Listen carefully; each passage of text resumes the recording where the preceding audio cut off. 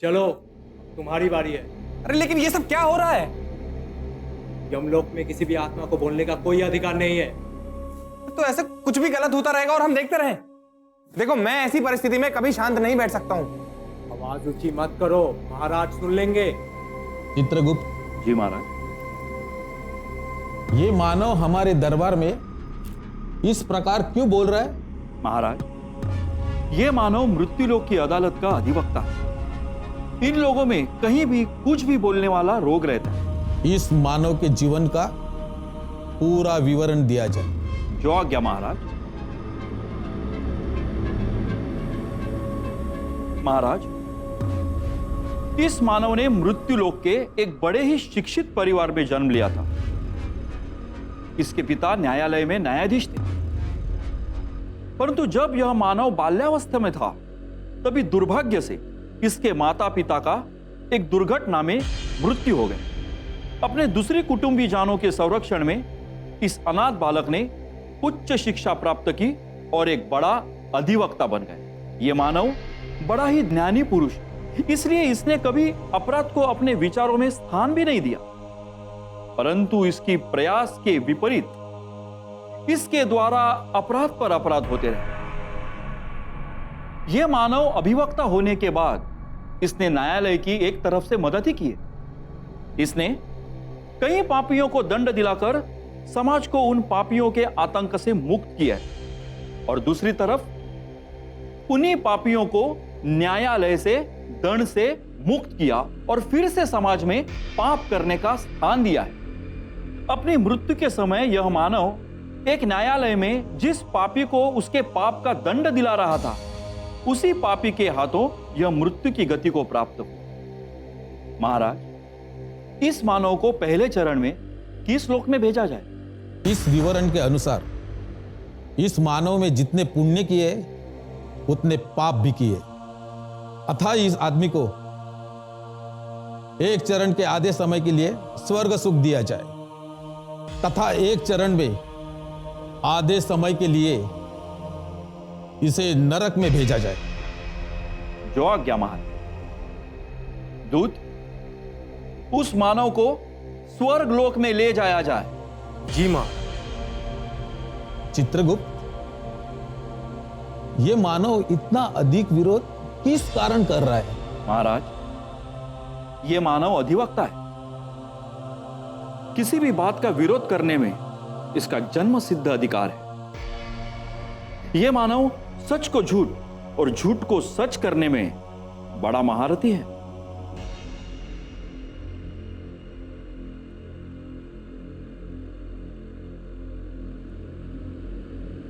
जाओ, स्वर्गलोक की सीढ़ियां तुम्हारे सामने। स्वर्गलोक में जाके अपने किए हुए पुण्य का आनंद, स्वर्गलोक में प्रस्थान करो माता।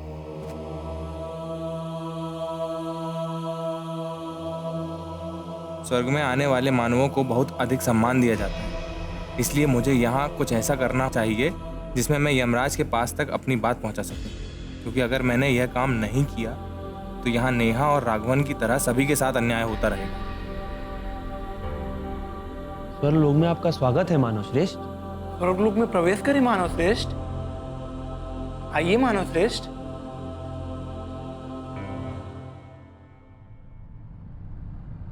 जाइए, द्वार में प्रवेश कीजिए। नहीं, मैं स्वर्ग में नहीं जाऊंगा। क्या आप स्वर्ग में प्रवेश नहीं करेंगे मानव श्रेष्ठ?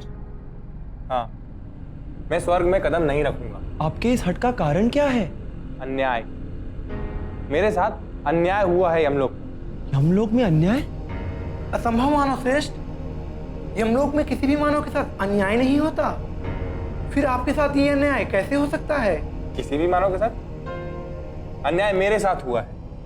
मेरे साथ साथ और भी 2 लोगों के साथ अन्याय हुआ है। आप महाराज धर्मराज पर बहुत बड़ा दोषारोपण कर रहे हैं मानव श्रेष्ठ। मैं सच बोल रहा हूं। तुम्हारे धर्मराज ने अन्याय किया है और जब तक वो न्याय नहीं करेंगे मैं स्वर्ग में प्रवेश नहीं करूंगा। मानव श्रेष्ठ, स्वर्ग में आने वाले मानव श्रेष्ठ होते हैं, पुण्य आत्मा होते हैं। यही कारण है कि उन्हें सम्मान की प्राप्ति होती है। परंतु इस प्रकार किसी भी मानव का हट उसके सम्मान के विपरीत भी हो सकता है। देखिए, सच को उजागर करने के लिए मैं किसी भी परिस्थिति का सामना करने के लिए तैयार हूं। आपको नरक में डालकर कठोर दंड भी दिया जा सकता है मानव श्रेष्ठ। मुझे स्वीकार है। जाओ, जाके अपने धर्मराज से कह दो कि जब तक वो यहां आकर मेरे से इस विषय में बात नहीं करेंगे, तब तक मैं इसी तरह मैं स्वर्ग लोक का तिरस्कार करके यहीं पर अनशन पर बैठा रहूंगा। अपने निर्णय पर पुनः विचार कर लीजिए मानव श्रेष्ठ। ये डिसीजन मैंने सोच समझ कर लिया है।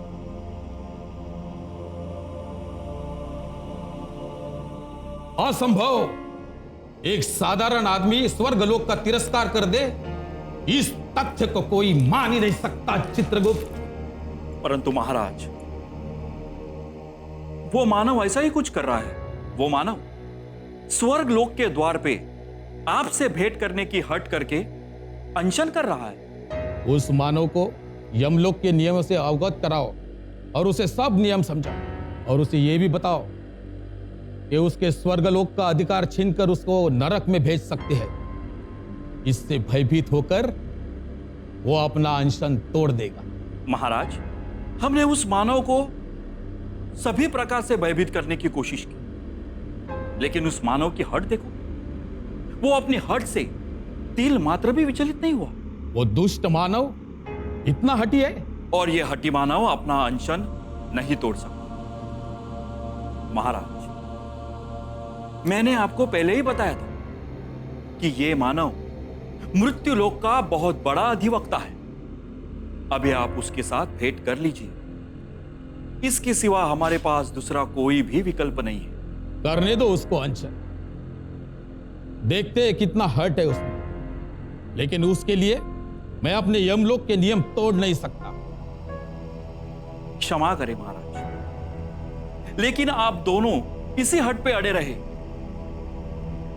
तो इस घटना के ऊपर सभी देवताओं में चर्चा हो और आप बड़ी दुविधा में फंस जाएंगे। कुछ अन्य उपाय करो चित्रगुप्त। नहीं महाराज, यही सत्य है। नहीं तो उस मानव को स्वर्ग से नरक में ढकेल दो। जब नरक की यातना सहेगा तो वो अपना अनशन भी तोड़ेगा। नहीं महाराज, आपने उस मानव को स्वर्ग जो प्रदान किया है, अपने पुण्य काल में वो स्वर्ग का अधिकारी है और उसी स्वर्ग के द्वार पे वो अनशन कर रहा है। अभी हम लोग उस पे किसी भी प्रकार का दबाव नहीं डाल सकते। जलपान ग्रहण करिए मानव श्रेष्ठ। नहीं स्वर्गदूत, जब तक धर्मराज खुद मुझसे मिलने नहीं आएंगे तब तक मैं यहाँ की किसी भी चीज को हाथ नहीं लगाऊंगा। इसलिए तुम ये सब यहाँ से ले जाओ। मानव श्रेष्ठ, हमने आपका संदेश महाराज चित्रगुप्त तक पहुंचा दिया है। वे अवश्य इसका कोई रास्ता निकाल लेंगे। अतः आप अभी अपना अनशन त्याग कर जलपान ग्रहण कीजिए।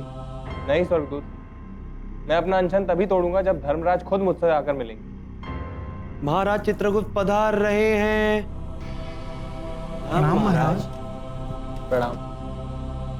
मानव, तुम मृत्युलोक की उन भाग्यशाली आत्माओं में से एक हो जिनके सामने साक्षात यमलोक के पति महाराज धर्मराज को भी विवश होना पड़ा।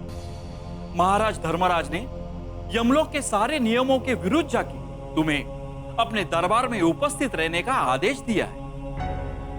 अभी अपना अनशन समाप्त कीजिए मानव श्रेष्ठ। लीजिए मानव श्रेष्ठ।